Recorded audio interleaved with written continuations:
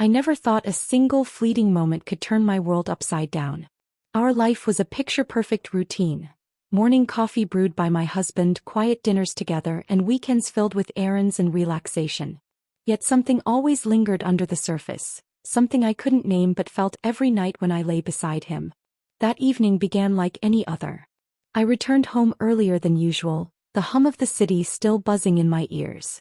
The scent of my husband's cologne hung in the air, but the house was empty except for the faint sound of running water upstairs. Assuming he was taking a quick shower before dinner, I walked upstairs, my thoughts wandering to the meeting I'd endured earlier that day. But when I turned the corner to the bathroom, I froze.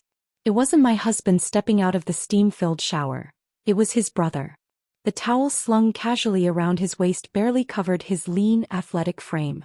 Drops of water glistened on his shoulders, catching the light as he smirked in surprise. "Oh, didn't know you were home," he said, his voice carrying that familiar hint of teasing I'd grown accustomed to over the years. He was always like that, charming, self-assured, and just slightly too comfortable in any situation. "I didn't know you were here," I stammered, quickly averting my eyes. My cheeks flushed as I turned to leave, but his next words stopped me in my tracks. "Your husband's running late. Thought I'd swing by and wait for him." His tone was casual, yet the weight of his gaze lingered.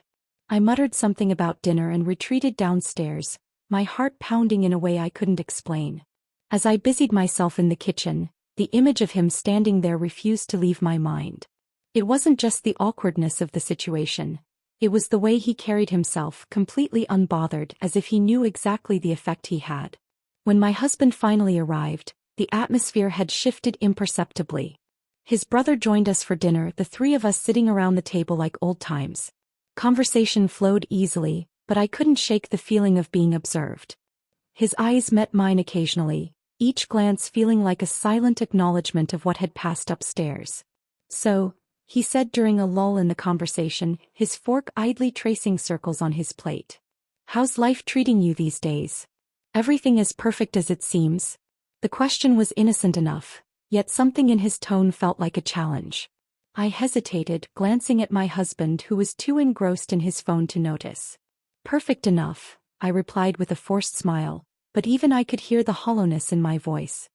His brother raised an eyebrow, his smirk returning as if he'd heard the unspoken truth beneath my words. "Good to hear." Later that night, as I lay beside my husband, the events of the evening replayed in my mind. The warmth of his brother's smile, the teasing edge in his voice, the way his presence seemed to fill the room effortlessly. I hated myself for dwelling on it, for feeling anything at all. But as I stared at the ceiling, I couldn't deny the faint flicker of something I hadn't felt in years: curiosity. Days passed, but the memory of that evening lingered like a faint echo I couldn't quite shake. Life returned to its rhythm, yet I found myself distracted, my thoughts pulling me back to fleeting glances and unspoken words. I convinced myself it was nothing, a harmless moment soon to be forgotten. It was a crisp Saturday morning when I decided to take a walk.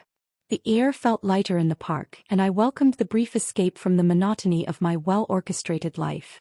My husband had left early for a meeting, leaving me with hours to fill. The park was my sanctuary, a place where the world's noise softened, and I could pretend, if only for a moment, that I was untethered. As I rounded a corner near the pond, a familiar voice pulled me from my reverie. "Funny running into you here." There he was, leaning casually against a tree, his jacket slung over one shoulder. His brother had the uncanny ability to appear as though he belonged everywhere, and the park was no exception. The smirk on his face was unmistakable, but there was something softer in his expression this time, something almost disarming. "Do you always make a habit of startling people?" I replied, my voice carrying more annoyance than I intended. He chuckled, falling into step beside me as I continued walking. "You looked deep in thought. Figured I'd say hi before you got lost in the cosmos." We walked in silence for a moment, the crunch of gravel under our feet filling the air. I told myself to cut the interaction short, to head home and let this chance meeting fade into nothing. But something kept me rooted in his presence, a strange magnetism I couldn't explain. "You come here often?" he asked, his tone casual. "Sometimes," I said, glancing at him briefly. "It's peaceful." "Peaceful's overrated," he replied with a grin. "A little chaos keeps things interesting." I laughed despite myself, shaking my head. Of course you'd say that. We reached a small gazebo overlooking the water. The clouds had thickened and a light drizzle began to fall. Instinctively we stepped under the shelter, standing close enough that I could feel the faint warmth radiating from him. Rain wasn't in the forecast, I murmured, more to myself than to him. Forecasts are for people who hate surprises, he said, his voice dropping to something quieter, more serious. You strike me as someone who could use a surprise or two. I turned to him, startled by the intensity in his eyes. What's that supposed to mean? It means you seem like you're always in control. Always doing the right thing, saying the right thing. He paused, leaning against the wooden railing. Ever think about what it's like to just let go? The question hung in the air between us, heavy with unspoken meaning. I wanted to tell him he was wrong, that I didn't need surprises or chaos in my life. But the truth settled in my chest like a weight I couldn't ignore. Maybe he wasn't wrong. Not everything needs chaos, I said finally, my voice softer now. True, he agreed, but his gaze didn't waver. But sometimes chaos finds you anyway. Before I could respond, the rain intensified, a sudden downpour that turned the world around us into a blur of silver streaks. He reached out instinctively, pulling me closer as the wind picked up. It was a simple gesture, one that should have meant nothing. But the heat of his hand against mine ignited something I couldn't name. And then it happened. A moment that felt both inevitable and impossible. His face was close to mine, his breath warm against my skin. For a heartbeat I thought he'd pull away, that this was just another of his teasing gestures. But his lips brushed mine, tentative yet purposeful, as if testing the waters of something forbidden. The kiss was brief, a fleeting touch that ended almost as quickly as it began. I stepped back, my heart racing and my mind reeling. I shouldn't have, he began, but I cut him off. No, I said, my voice barely above a whisper. You're right. You shouldn't have. Without another word, I turned and walked away, the rain soaking through my coat as I left him standing in the gazebo. Every step felt heavier than the last, my thoughts a jumble of guilt, confusion, and something far more dangerous. As I reached my car, I told myself it was over, that nothing more would come of this. But deep down I knew better. Chaos had already found me and there was no turning back. I couldn't sleep that night. The kiss replayed in my mind on an endless loop, each moment magnified by the stillness of the house. I lay next to my husband, his breathing steady, peaceful, as if the weight of the world didn't press on his chest the way it did on mine. How could it? He didn't know. He couldn't know. The next morning I busied myself with routine tasks, hoping to drown out the noise in my head. Breakfast was ready by the time my husband came downstairs. He kissed my cheek absent-mindedly, his lips barely brushing my skin before he poured himself a cup of coffee. Busy day ahead? I asked, keeping my tone light. Always, he replied, scrolling through emails on his phone. You? Not much, I lied, knowing full well my thoughts would be consumed by a single person and the chaos he'd stirred within me. As he left for work, I felt a strange sense of relief. The guilt was suffocating when he was near, but in his absence, it morphed into something more insidious: freedom. I wasn't proud of the way I reached for my phone. My fingers hovered over the screen, torn between deleting his brother's number and texting him. In the end, I did neither, tossing the phone onto the couch as though the action could absolve me. By the afternoon, I decided to distract myself with errands. Groceries, dry cleaning, anything to keep my mind occupied. The city was alive with its usual hum, but I moved through it as if in a daze, my body present while my thoughts lingered elsewhere. It wasn't until I was loading groceries into the car that I saw him. He was leaning against his truck a few spaces away, arms crossed casually as though he'd been waiting for me. Following me now? I asked, forcing a tone of humor I didn't feel. Pure coincidence, he replied, though the glint in his eye suggested otherwise. I sighed, closing the trunk and turning to face him. What are you doing here? Ran into you, he said with a shrug. Figured I'd say hi. There was a tension in the air, thick and undeniable. He didn't need to say it and neither did I. Both of us knew the truth. We weren't just running into each other.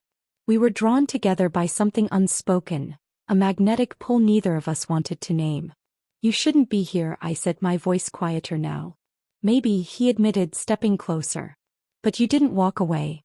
His words hit like a challenge and I hated how much they resonated. He was right, I hadn't walked away. Even now I wasn't running. Look, about the other day, I started, but he cut me off. You think I regret it? The bluntness of his question caught me off guard. You should, I said, though the words felt hollow even to me. Should doesn't matter, he said, his gaze steady. Do you? I opened my mouth to reply but found I couldn't. Did I regret it? The kiss had been wrong, undeniably so. Yet it had awakened something in me, something I hadn't felt in years.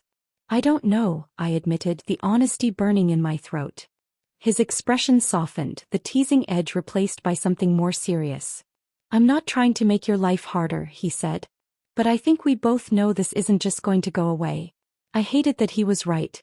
Every fiber of my being wanted to deny it, to cling to the life I'd built with my husband and pretend nothing had changed.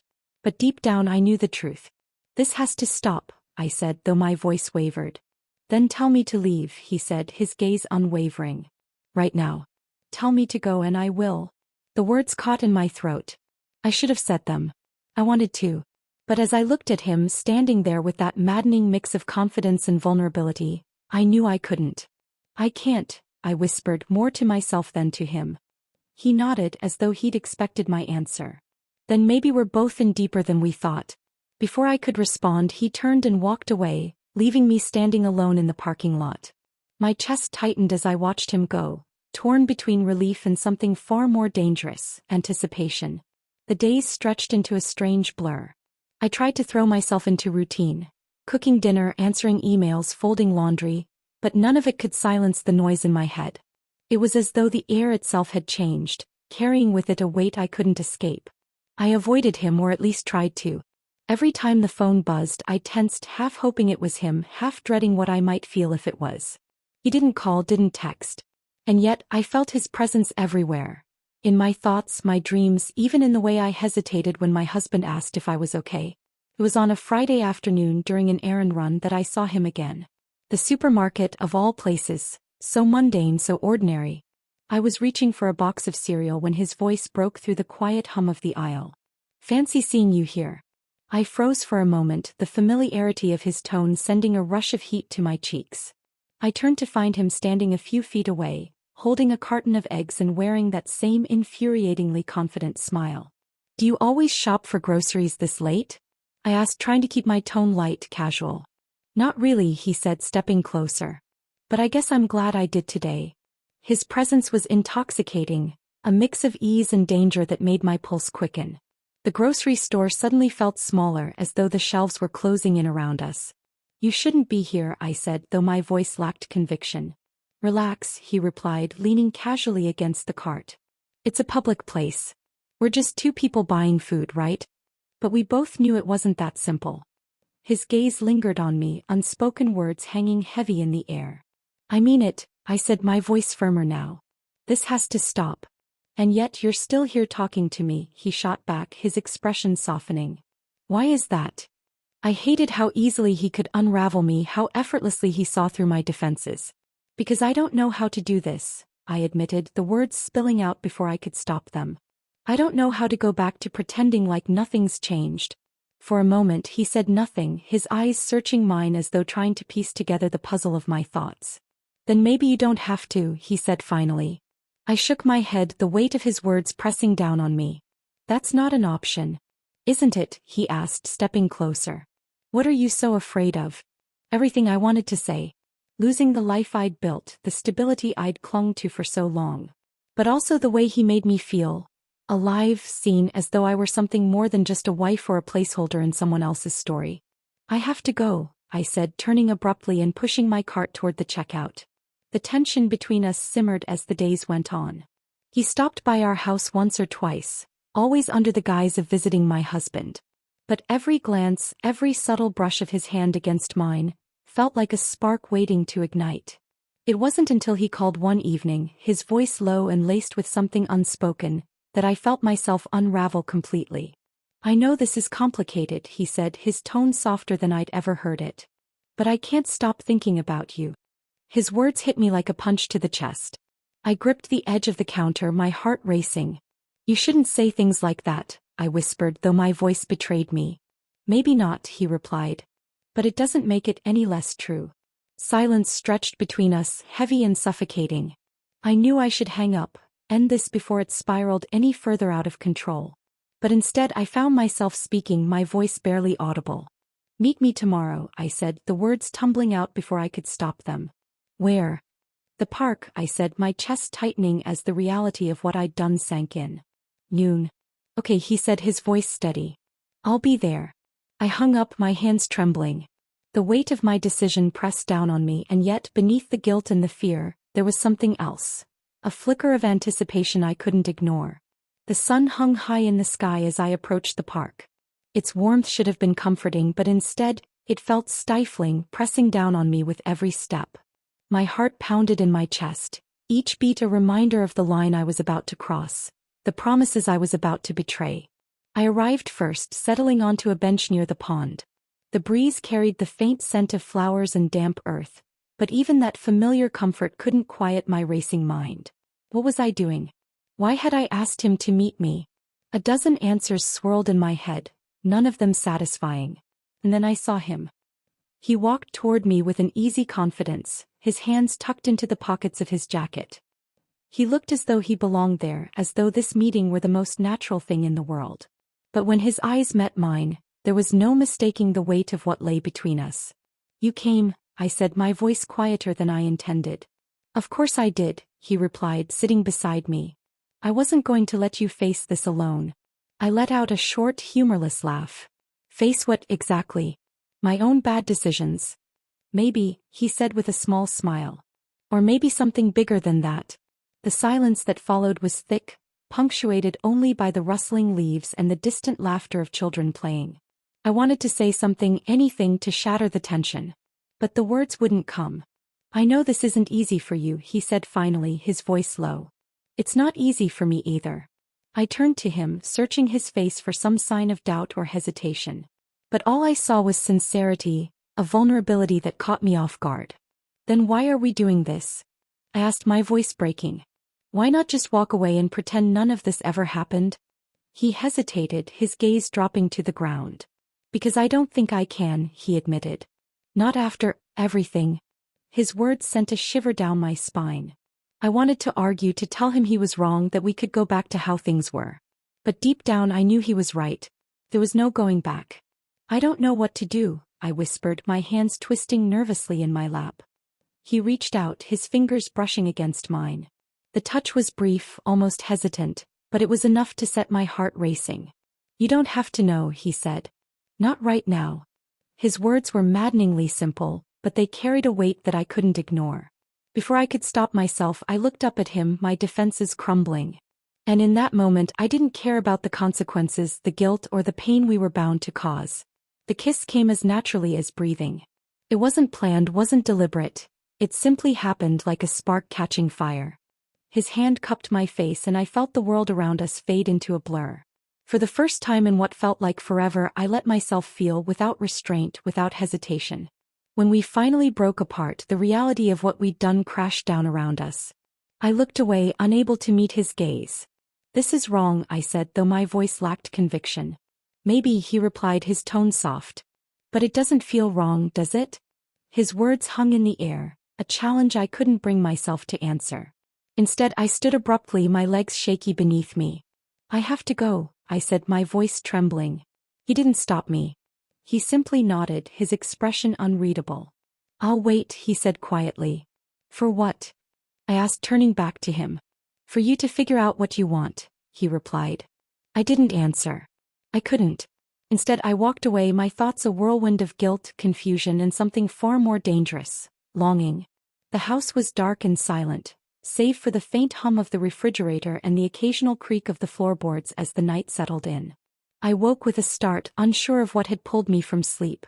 My husband's steady breathing beside me was a soft reminder of the normalcy I was trying so hard to maintain, yet the feeling of unease lingered. And then I heard it, a faint noise, almost imperceptible, coming from down the hall. It wasn't the usual groan of the pipes or the rustling of the trees outside.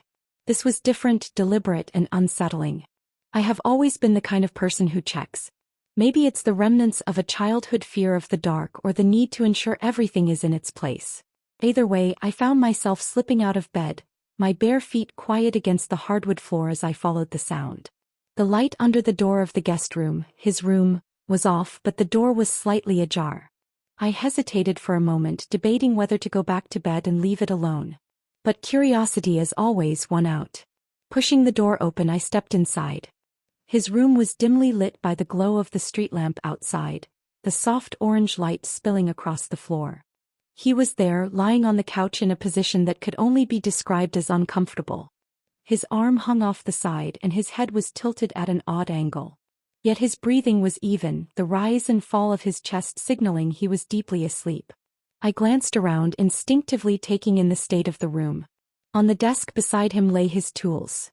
A small open kit of screwdrivers, pliers, and wrenches that he often left scattered after a long day. Among them was a cordless screwdriver, its sleek shape catching the light. I moved closer, intent on tidying up before heading back to bed. It was a habit of mine, really, fixing small things that were out of place as though it could bring some order to the chaos in my mind. As I reached for the screwdriver, my hand brushed against the desk and it shifted slightly. The tool wobbled before tipping over, clattering against the wood with a sharp sound. I froze, holding my breath as I glanced at him. He stirred slightly, murmuring something unintelligible but didn't wake. I let out a slow exhale, relieved but still on edge. That's when I noticed the battery on the screwdriver wasn't properly inserted. It hung at an odd angle, the faintest gap between the contacts and the device. It wasn't like him to be careless with his tools. He always valued precision. I hesitated, then reached out, my fingers carefully sliding the battery back into place. The screwdriver hummed softly, a brief buzz of life that startled me. I nearly dropped it, my heart racing as I fumbled to turn it off. The noise seemed impossibly loud in the stillness of the room, but when I looked at him again, he hadn't moved. I placed the tool back on the desk, ensuring it was stable this time. The sense of satisfaction I felt was small but grounding. It was such a trivial thing, fixing that battery, yet it felt oddly symbolic, as though putting that one small detail right could somehow balance the larger mess in my life. Satisfied that everything was in order, I turned and left the room, pulling the door closed behind me. As I walked back to my bedroom, I couldn't help but feel the weight of what I was carrying. The kiss, the longing, the lies, they all pressed against me like a shadow I couldn't escape. Sliding back into bed, I stared at the ceiling, the faint glow of the streetlight filtering through the curtains. My husband shifted beside me, murmuring in his sleep as his arm draped over my waist. It should have been comforting, a reminder of the life we'd built together. But all I felt was the widening gap between us, a chasm I wasn't sure I could bridge. And yet, in the quiet of the night, as the sound of the screwdriver's hum echoed faintly in my mind, I felt something else too, a strange, fleeting sense of clarity. Perhaps fixing that small, inconsequential thing wasn't just about tidying up. Perhaps it was about control, about holding on to something when the rest of my world felt like it was slipping through my fingers. The morning came slowly, sunlight streaming through the curtains in lazy beams. I lay in bed longer than usual, staring at the ceiling, letting the thoughts I'd suppressed for weeks resurface with unrelenting clarity. Last night's small act of control, fixing the screwdriver, felt futile in the face of everything I couldn't fix. My husband had already left for work, his side of the bed cold and neatly made. I envied his ability to carry on so effortlessly, oblivious to the storm brewing beneath our seemingly perfect surface. But it wasn't his fault. He couldn't see the cracks because I'd hidden them so well. The day passed in a haze. I went through the motions, cleaning, answering emails, running errands, but my mind was elsewhere. Every moment felt like a ticking clock, counting down to the family dinner planned for that evening. My husband had insisted we host it. His brother, of course, would be there. By the time the guests arrived, I was already on edge. The house buzzed with conversation and laughter, but I couldn't focus on the words. I moved through the crowd like a ghost, smiling and nodding at the right moments while my thoughts circled endlessly. And then he walked in. He was dressed simply, but something about the way he carried himself drew every eye in the room, including mine. Our gazes met for the briefest moment and I quickly looked away, my pulse quickening. He didn't acknowledge me beyond a polite nod, but his presence was suffocating. As the evening wore on, I found myself stealing glances at him, each one more dangerous than the last. He was careful too, avoiding me unless absolutely necessary, but the tension between us was palpable, a thread stretched so tightly it threatened to snap. It wasn't until dessert was being served that he finally approached me. I was in the kitchen, arranging plates when he appeared in the doorway, his silhouette framed by the warm light from the dining room. "Need a hand?" he asked, his tone casual. "No, I've got it," I replied, keeping my eyes on the plates. He stepped closer, his presence filling the small space between us. "You've been avoiding me," he said quietly, his voice just low enough that no one else could hear. "I've been trying to move on," I shot back, my voice sharper than I intended. "How's that working out for you?" he asked, a hint of challenge in his tone. I turned to face him, the frustration bubbling to the surface. "What do you want from me?" I whispered, my words laced with exhaustion. "An answer," he said simply. "Do you want this to end?" The weight of his question settled heavily between us. I opened my mouth to reply, but the words caught in my throat. Did I want it to end? Or was I clinging to something that shouldn't have started in the first place? Before I could respond, footsteps approached. My husband's voice cut through the tension like a blade. "Everything okay in here?" I turned quickly, plastering a smile on my face. "All good. Just finishing up." His brother stepped back, his expression unreadable as he excused himself and returned to the dining room. I forced myself to breathe, my hands trembling as I carried the plates to the table. The rest of the evening passed in a blur, the noise of conversation fading into the background as my thoughts consumed me. By the time the guests left and the house was quiet again, I felt like I was drowning in everything left unsaid. As I climbed into bed that night, my husband reached for my hand, his touch warm and reassuring. "You okay?" he asked, his voice soft. "I'm fine," I lied, squeezing his hand gently. But as I closed my eyes, I knew the truth. I wasn't fine. I was standing on the edge of a precipice, and the choices I'd made had brought me here. In the stillness of the night, his brother's parting words echoed in my mind. "Do you want this to end?" I didn't know the answer. And that uncertainty weighed heavier than anything else.